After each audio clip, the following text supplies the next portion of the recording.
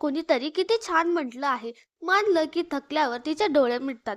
पण आई जेव्हा झोपलेली असते तेव्हाही तिला मुलांची काळजीच असते. आपल्या पतीच्या मृतदेहासमोर बसलेली गीता एकटक त्याच्याकडे निहारत होती.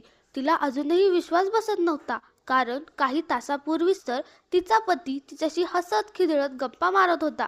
तिला मिठीत घेऊन हसत हसत म्हणत होता की आपल्या दोघांना तर मृत्यूही वेगळे करू शकत नाही. तेव्हा गीताने घाबरून त्याच्या तोंडावर हात ठेवला आणि म्हणाली, मृत्यूचे नाव काढू नका. मी आतून थरथर कापते. अशा गोष्टी ऐकून अशुभ वाटते. चांगले बोलत जा. तेव्हा तिचा पती म्हणाला, अगं गीता, तू पण कमाल करतेस. असं कधी होतं का? मृत्यूचं नाव घेतल्याने जर मृत्यू आला असता तर अख्खं जगच संपलं असतं. हे ऐकून गीता हसली होती. पण तिला काय माहिती होतं की मृत्यूला आव्हान देण्याचा परिणाम इतका लवकर समोर येईल. ज्यावेळी तिचा पती ऑफिसमध्ये बसला होता, काम करता करताच त्याला हृदयविकाराचा झटका आला. सर्व कर्मचारी त्याला दवाखान्यात नेण्यासाठी धावले, परंतु त्याआधीच रस्त्यातच त्याचा मृत्यू झाला. त्याचे सहकारी दुःखी अंत करणारे त्याचा मृतदेह गीताकडे सोपून निघून गेले. गीताची तिन्ही मुले मोठ्या आश्चर्याने, कधी दुःखाने पाषाण झालेल्या आपल्या आईला पाहत होती, तर कधी वडिलांच्या मृतदेहाला.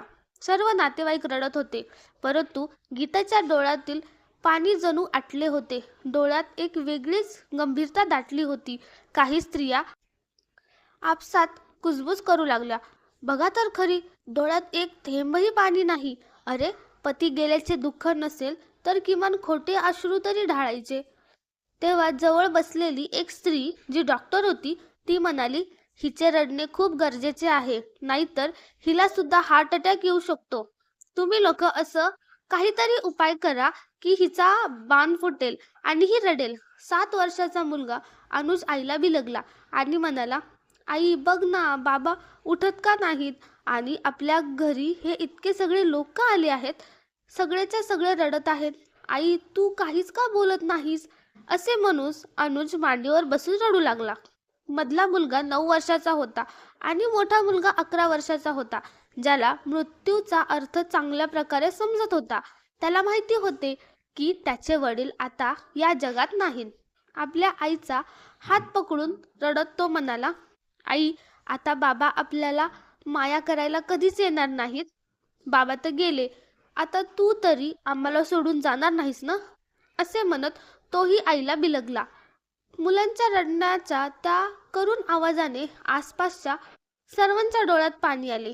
अचानक गीता शुद्धीवर आली आणि तिने आजूबाजूच्या लोकांकडे पाहिलं. स्वतःला बिलगलेल्या मुलांच्या रडण्याचा आवाज ऐकताच तिने एक मोठी किंकाळी फोडली. त्यानंतर मात्र तिच्या डोळ्यातून अश्रूंचा महापूर लोटला आणि मुलांना काळजाशी धरून ती ढसाढसा रडू लागली. ती म्हणाली, माझ्या बाळांनो, मी तुम्हाला सोडून कुठेही जाणार नाही. मीच तुमची आई आहे आणि मीच तुमचे बाबाही आहे. तुम्ही काळजी करू नका. हळूहळू दिवस उलटले आणि सर्व नातेवाईक सांत्वन करून निघून गेले. पैशाने मदत करण्याची कोणाचीच हिंमत नव्हती. जेव्हा गीताने स्वतःजवळ असलेल्या पैशांचा हिशोब लावला, तेव्हा तिला दिसले की बँकेत फक्त थोडेच पैसे आहेत, ज्यावर उदरनिर्वाह करणे खूप कठीण होते. कारण तिच्या पतीने जे काही कमवले होते ते स्वतःचे घर बांधण्यातच खर्च झाले होते. घरही इतके मोठे नव्हते की भाड्याने देऊन काही पैसे मिळवता येतील. गीताकडे फक्त तेच एक घर होते, ज्यामध्ये ती आपल्या मुलासह आश्रय घेऊ शकत होती.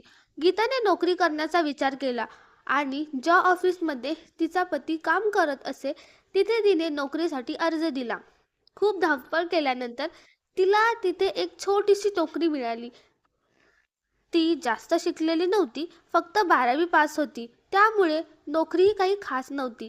तिच्या पगारात घर चालवणे कठीण होते, म्हणून ऑफिसवरून परतल्यानंतर ती लहान मुलांना ट्युशन शिकवू लागली. जरी ट्युशनमधून तिला जास्त उत्पन्न मिळत नव्हते, कारण लोकांना कमी पैशातच काम करून घ्यायचे होते. तिचा मोठा मुलगा आधीच शाळेत जात होता, ज्याच्या कपड्यांवर, पुस्तकांवर आणि फीवर बरेच पैसे खर्च होत असत. परंतु आपल्या दोन्ही धाकट्या मुलांना तिने घरीच शिकवण्याचे ठरवले.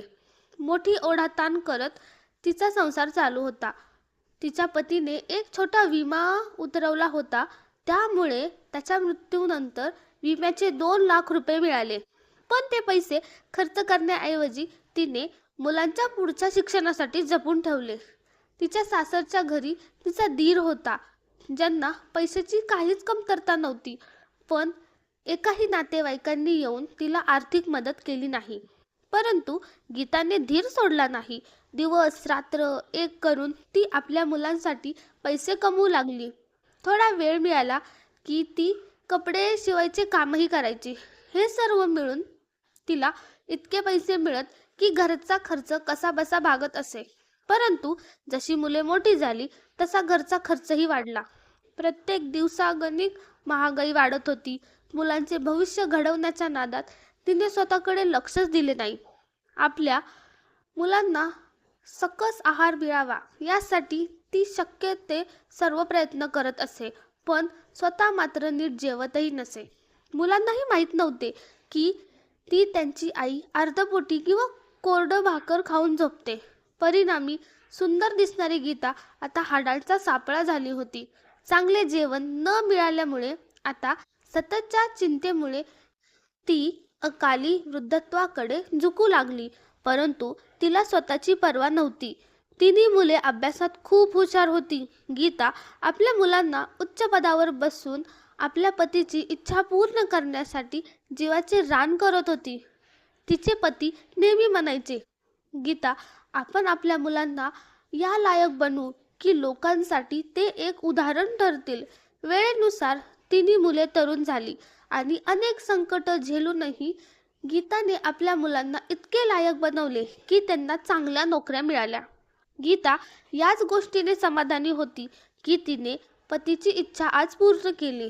तिचा मोठा मुलगा एका मोठ्या कंपनीत डायरेक्टर होता. मधला मुलगा पोलीस होता, तर सर्वात धाकटा मुलगा एक मोठा इंजिनियर होता. त्या तिघांसाठी आता चांगल्या घरून स्थळे येऊ लागली. मोठा मुलगा आपल्या बॉसच्या मुलीवर प्रेम करत होता आणि तिच्याशी लग्न करू इच्छित होता. जेव्हा त्याने ही गोष्ट आपल्या आईला सांगितली तेव्हा गीता म्हणाली, पोरा, तुला जी मुलगी पसंत असेल तिच्याशी तू लग्न करू शकतोस, कारण आयुष्य तुला जगायचे आहे आणि तू तुझ्या पसंतीची सून घेऊन आलास तर मला आनंदच होईल. गीताचा मोठा मुलगा अमन याने आपल्या बॉसच्या मुलीशी लग्न केले.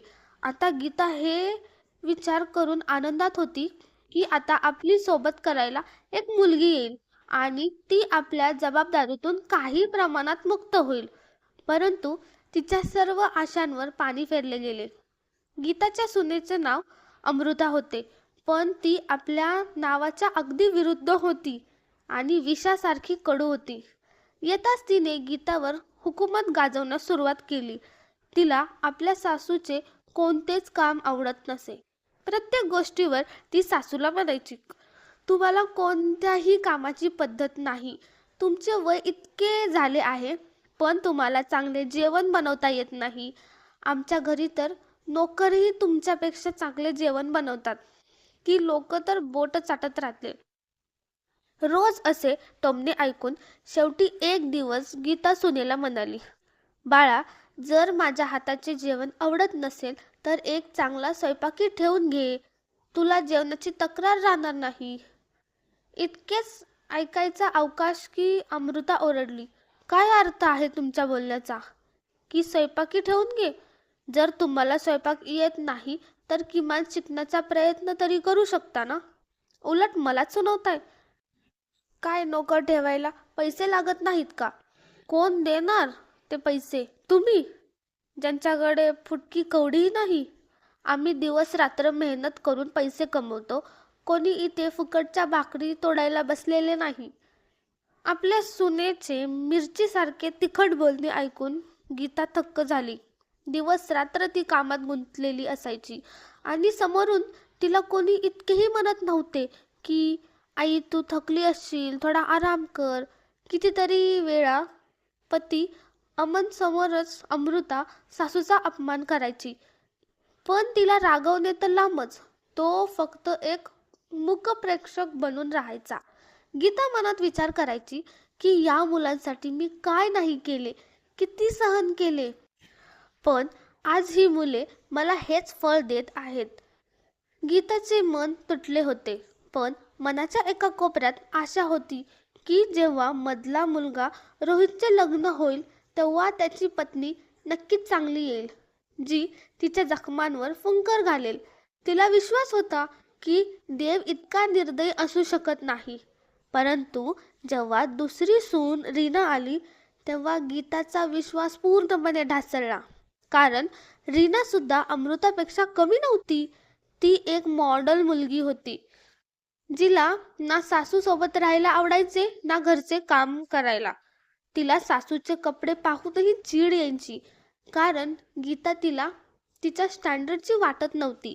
एक दिवस जेव्हा घरी रीनाच्या मैत्रिणी आल्या होत्या आणि हसणं खेळणं चालू होतं, त्याच वेळी गीता त्यांच्या समोरून गेली. रीना त्यावेळी तर काही बोलली नाही, पण मैत्रिणी गेल्यावर सासूवर डाफरली. काय गरज होती तुम्हाला माझ्या मैत्रिणींसमोर यायची? सर्वांना वाटलं तुम्ही माझ्या घरच्या नोकरानी आहात. जर त्यांना समजलं की तुम्ही माझी सासू आहात तर माझी काय इज्जत राहिली असती? किती हसले असते ते लोक मला. तुम्हाला काही अंदाज आहे का मी इतकी मॉडर्न असून अशा गावंढळ सासू सोबत राहते? हे पाहून माझी किती बदनामी झाली असती. जेव्हा माझ्या ओळखीचे कोणीही घरी येतात तेव्हा तुम्ही स्वयंपाकघराच्या बाहेर येत जाऊ नका. सर्व सामान तयार करून ठेवत जा. नोकर बाहेर घेऊन येईल. हे सर्व रीनाने तिचा पती रोहित समोर म्हटले. गीता मनात विचार करत होती की रोहित आता आपल्या पत्नीला समजवेल की माझ्या आईचा आदर करत जा. पण उलट तो आपल्या आईलाच बोलला, आई, रीना बरोबर म्हणतीये. तुला आमच्या स्टँडर्डचे भान असायला हवे. तू ज्या पद्धतीने राहतेस, जसे कपडे घालतेस, त्यावरून तर तू एका नोकरानीपेक्षा जास्त काही वाटत नाहीस. आज गीताला आपल्या संस्काराची लाज वाटत होती. तिच्या मनात आले की ओरडून आपल्या मुलाला सांगावे की कधी एक साडी तरी आणून दिली आहेस का मला? किंवा कधी काही खरेदी करण्यासाठी थोडे पैसे तरी दिले आहेत का? जे काही माझ्याकडे होते ते सर्व मी तुमच्यावर खर्च केले. पूर्वी ट्युशन घ्यायचे, पण आता ते ही करू देत नाहीत, कारण तुमच्या इज्जतीला डाग लागतो. आणि तरीही दिवसभर मी काम करते तरी डोळ्यात खुपते. आणि जर काम केले नाही तर तुमच्या बायकांना त्रास होतो. हे घर माझ्या नावावर आहे, ज्यावर तुम्ही 3 मजले उभे केले, पण तरीही मला राहण्यासाठी एक खोली दिली नाही. माझी खाट वाड्यात पडलेली असते. कोणाला तरी जाणीव आहे का की थंडीत माझी काय अवस्था होते? गीता मनातल्या मनात हे सर्व बोलत होती, पण कोणाला काहीही सांगण्याची तिची हिंमत नव्हती. हिंमत केली असती तरी काय झाले असते? कारण ज्या स्थितीतून ती जात होती ती स्थिती त्यापेक्षाही वाईट झाली असती. गीताच्या सर्वात लहान मुलानेही आपल्या पसंतीच्या मुलीशी लग्न केले आणि वेगळे घर घेतले. तोंड देखील सुद्धा त्या दोघांनी एकदाही विचारले नाही की आई, काही दिवस तू आमच्यासोबत येऊन राहा. चांगल्या भविष्याची जी एक पुसटशी आशा तिच्या मनात होती ती सुद्धा आता संपली होती. असे म्हटले जाते, दुःखाच्या रात्रीनंतर सुखाची सकाळ होते. पण तिच्या आयुष्यातील रात्रीचा अंधार संपायचे नावच घेत नव्हता. तिचे शरीर दिवसेंदिवस कमकुवत होत चालले होते. कडाक्याच्या थंडीतही भांडी घासल्यामुळे तिला खोकला लागला होता. ती रात्रभर खोकत राहायची, पण कोणालाही काळजी नव्हती. आईला डॉक्टरांकडे न्यावे असेही कोणाला वाटले नाही. सुना तर परक्याच होत्या, पण तिची स्वतःची मुलेही तिच्यापासून पाठ फिरवून बसली होती. ती हा विचार करून थक्क व्हायची की पुरुष निष्ठुर असतात, पण एक स्त्री दुसऱ्या स्त्रीबद्दल इतकी निष्ठुर कशी असू शकते? ती विचार करू लागली की काळ जसा बदलत आहे, समाजात सतत बदल होत आहेत. जुन्या मान्यता आणि परंपरा बदलत आहेत आणि त्याची जागा तथाकथित मॉडर्न विचारांनी घेतली आहे. कौटुंबिक संबंध आणि नैतिकता तर मुलांसाठी काही अर्थच ठेवत नाहीत. जनरेशन गॅपचा व्हायरस इतका पसरला आहे की आई वडील आणि मुलांच्या नात्यात दरी निर्माण झाली आहे. अशा परिस्थितीत कुटुंबातील वृद्ध लोक कुठे जातील? ते असेच कुडून कुडून मरत राहतील का?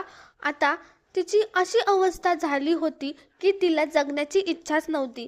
दोन्ही मुले अमन आणि रोहितने आपले घर खूप छान सजवले होते. पैशांची काहीच कमतरता नव्हती.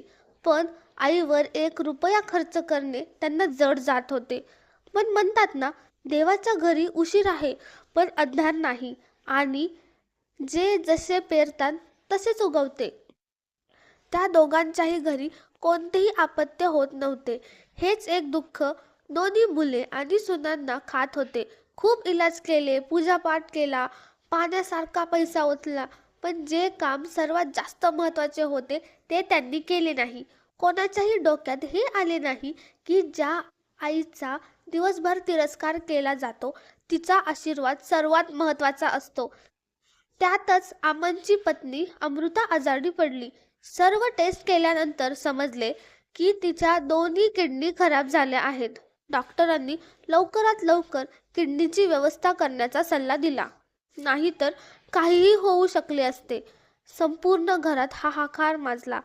पण आपली किडनी देणार कोण? सर्वांना स्वतःच्या जीवाची काळजी होती. नशिबाचा खेळ पहा. ज्या सुनेने गीताला असह्य दुःख दिले होते त्याच सुनेसाठी ती बिचारी आपली किडनी द्यायला तयार झाली होती. ती आयुष्यभर त्यागाची आहुती देत राहिली जेणेकरून सर्वजण आनंदी राहतील. पण कोणीही तिची किंमत ओळखली नाही. गीताच्या या निर्णयावर तिचे शेजारी आजारी असलेल्या सुनेकडे म्हणजे अमृताकडे आले आणि म्हणाले, अमृता, तुझी सासू किती चांगली आहे. ती आनंदाने तुला किडनी द्यायला तयार झाली आहे. नाहीतर आजकाल असा त्याग कोण करतं? आईने केलं तर समजू शकतं, पण सासू जी इतकी अशक्त आणि वृद्ध आहे ती तुला किडनी द्यायला तयार झाली आहे. इतक्यावर अमृता म्हणाली, तर कोणता मोठा उपकार करणार आहेत? ती स्मशानात पाय लटकवूनच तर बसली आहे. तिलाही माहीत आहे की ती काही दिवसांची पाहुणी आहे, आणि जर आपल्या मुलाच्या कुटुंबासाठी करणार नाही तर कोणासाठी करणार? अमृताचे बोलणे ऐकून गीताला खूप आश्चर्य वाटले आणि शेजारीणसुद्धा तिच्याकडे पाहतच राहिली. गीताला खूप वेळा वाटायचे की अशा वातावरणातून दूर निघून जावे, पण दुसरा कोणताही रस्ता नव्हता. ज्या मुलांना तिने फुलपाखरासारखे जोपासले जेणेकरून घराचा कोपरा न कोपरा दरवळेल, तिथे फुलांच्या जागी काटे आले होते. वाटले होते की मुले आदर्श बनतील, पण चूक कुठे झाली हे तिला समजत नव्हते. पतीच्या मृत्यूनंतर एक क्षणही सुखाचा लाभला नव्हता. तिन्ही पुत्रांची ती एक दुर्दैवी आई होती. हा सुद्धा नशिबाचाच खेळ म्हणावा लागेल की मधला मुलगा रोहित, जो मधुमेहाचा रुग्ण होता, अचानक त्याची साखर इतकी वाढली की त्याच्या डोळ्याची दृष्टीच गेली. वर्तमानपत्रात जाहिरात दिली गेली की जो कोणी डोळ्याची व्यवस्था करेल त्याला मोठी रक्कम दिली जाईल. पण आय बँकमध्येही डोळे उपलब्ध नव्हते. इकडे रोहित आणि त्याची पत्नी रीना दोघेही चिंतेने ग्रासले होते. एका ज्योतिषाला विचारले तर तो म्हणाला, असे वाटते की तुम्ही सर्वांनी कोणाचे तरी मन खूप वाईट पद्धतीने दुखावले आहे. कोणाचे तरी तळतळाट लागले आहेत, जे या घरावर वीज बनून कोसळले आहेत. परंतु इतकी उलथापालथ होऊनही कोणाचे डोळे उघडले नाहीत. गीताबद्दल कोणाच्याही हृदयात दया नव्हती. ती जितके सर्वांच्या मनात प्रेम निर्माण करण्याचा प्रयत्न करत असे तितकेच ती त्यांना स्वतःपासून दूर वाटत असे. तिची मुलं आणि सुना तिचा निर्मळ प्रेमाचा झरा का पाहू शकले नाहीत? कोणास ठाऊक. आपल्या मुलांची आणि सुनेंची ही अवस्था पाहून गीताला राहावले नाही. तिच्या समोरच तिची एक सून किडनीच्या आजारामुळे मृत्यूशी झुंज देत होती आणि दुसरा मुलगा आपली दृष्टी गमावून बसला होता. ही सर्व परिस्थिती पाहून गीताने एक निर्णय घेतला की आपली एक किडनी सुनेला दान करेल आणि डोळे मुलाला देईल. परंतु डोळे दान करण्याबाबत डॉक्टरांनी सांगितले की एक जिवंत व्यक्ती आपले डोळे दान करू शकत नाही. आणि जेव्हा किडनी देण्यासाठी तपासणी केली गेली तेव्हा समजले की गीताला जन्मापासून एकच किडनी होती, ज्यामुळे ती किडनी डोनेट करू शकत नव्हती. डॉक्टर म्हणाले, अहो ताई, तुमची एकच किडनी आहे. जी काढली तर तुमचा मृत्यू होईल. आणि आम्ही डॉक्टर आहोत. आमचे काम जीव वाचवणे आहे, जीव घेणे नाही. जिवंत व्यक्ती आपले डोळेही दान करू शकत नाही. हे ऐकून गीता खूप निराश झाली. जीवनाबद्दलची तिची आस आधीच संपली होती. कारण ज्या प्रकारचे आयुष्य ती जगत होती त्यापेक्षा मृत्यू खूप सुखदायक असू शकत होता. हे विचार करून तिला एक उपाय सुचला. आत्तापर्यंत ती आहुतीच देत आली होती, पण कोणीही तिची कदर केली नव्हती. कोणालाही तिच्या त्यागाची जाणीव झाली नव्हती. ना कुटुंबातील कोणी तिला प्रेम देऊ शकले, ना सन्मान. मग अशा जगण्याचा काय फायदा? हे विचार करून तिने एक निर्णय घेतला. पण त्या निर्णयाची अंमलबजावणी करण्यापूर्वी तिने एक पत्र लिहिले. पत्र लिहून झाल्यावर तिने जवळच असलेल्या झोपेच्या गोळ्यांकडे पाहिले. दुसऱ्या दिवशी सकाळी जेव्हा गीता आपल्या अंथरुणावरून उठली नाही तेव्हा घरातील सर्व सदस्य थक्क झाले. नेहमी सर्वांच्या आधी उठणारी आई आज का उठली नाही? जेव्हा मोठा मुलगा अमनने तिला हलवण्याचा प्रयत्न केला तेव्हा त्याच्या आश्चर्याला पारावार उरला नाही. त्याची आई कायमची गाढ झोपेत गेली होती. जवळच ठेवलेल्या पत्रावर अमनची नजर गेली. त्याने ते पत्र उघडले आणि त्यात जे काही लिहिले होते ते वाचून तो सुन्न झाला. पत्रात लिहिले होते, माझ्या प्रिय मुलांनो, तुमच्यासाठी मी आयुष्यभर त्याग केला, पण तुमच्यापैकी कोणालाही त्याची जाणीव झाली नाही. मी किती वेळा त्याग आणि बलिदानाच्या आहुती दिल्या असतील कोणास ठाऊक. खरे सांगायचे तर मी आयुष्यभर ज्या काही आहुती दिला त्यात माझा हाच प्रयत्न होता की तुम्ही सर्व सुखी राहावे. पण माझ्या नशिबाचा खेळ असा होता की मी नेहमी अपयशी ठरले. तुमच्या मनात माझ्याबद्दल थोडीही प्रेम भावना मी जागृत करू शकले नाही. आणि आता तर माझ्याकडे आहुती देण्यासाठी काहीच उरले नव्हते. म्हणून मी विचार केला की आता असे काय करू ज्यामुळे तुमचे आयुष्य सावरले जाईल आणि तुम्ही माझ्या प्रेमाला नाटक समजणार नाही. म्हणून आज मी अंतिम आहुती देत आहे. ही माझी पूर्ण आहुती असेल, जेणेकरून माझ्या आत्म्याला शांती मिळेल आणि कदाचित तुम्हालाही माझ्या त्यागाची थोडी जाणीव होईल. तुम्हाला लहानाचे मोठे करताना माझी झोळी तर रिकामी झाली आहे. आता माझ्याकडे काहीच उरले नाही. फक्त एक जीव उरला आहे, ज्याचे बलिदान देऊन मी या जगाचा निरोप घेत आहे. आयुष्यभर माझे मन प्रेमासाठी आसुसलेले राहिले, आपलेपणासाठी तरसत राहिले. पण आता मी थकले आहे. माझ्या आत्म्याला आता कायमची शांती हवी आहे. माझी अशी इच्छा आहे की माझी किडनी माझी सून अमृताला देण्यात यावी, जेणेकरून ती तिचे आयुष्य सुखाने जगू शकेल. आणि माझे दोन्ही डोळे माझा लाडका मुलगा रोहितला देण्यात यावे, जेणेकरून तो जीवनाचा आनंद घेऊ शकेल. मी खूप प्रयत्न केला, पण मी जिवंत असताना कोणताही डॉक्टर माझी किडनी किंवा डोळे काढायला तयार नव्हता. म्हणून मी हा निर्णय घेतला आहे की मी कायमची हे जग सोडून जावे. माझ्या या निर्णयाला मी स्वतः जबाबदार आहे. देव करो आणि तुम्ही सर्व नेहमी सुखी राहा. पत्र वाचता वाचता अमनच्या डोळ्यातून पाणी वाहू लागले. पत्र वाचल्यानंतर त्याला जाणीव झाली की त्यांच्याकडून किती मोठा गुन्हा घडला आहे. ज्या आईची किंमत त्यांनी आयुष्यभर ओळखली नाही, आज तीच आई आपल्या मुलांचा आणि सुनेचा जीव वाचवण्यासाठी स्वतःच्या शरीराचा त्याग करून गेली होती. आज एका ममतामयी आईने आपली पूर्ण आहुती दिली होती. आज अमन पश्चातापाने ढसाढसा रडत होता. पण या पश्चातापासाठी आता खूप उशीर झाला होता. मित्रांनो, आई वडील आपल्या जीवनात किती मौल्यवान आहेत हे सांगण्याची गरज नाही. म्हणून ते असेपर्यंत त्यांची सेवा करा, त्यांच्यावर प्रेम करा. कारण जेव्हा ते निघून जातील तेव्हा तुम्ही काहीही करू शकणार नाहीत. तर मित्रांनो, तुम्हाला ही कथा कशी वाटली आम्हाला कमेंट करून नक्की सांगा. आणि जर तुम्हाला ही कथा आवडली असेल तर आमच्या चॅनलला सबस्क्राईब करायला विसरू नका. Thanks for watching.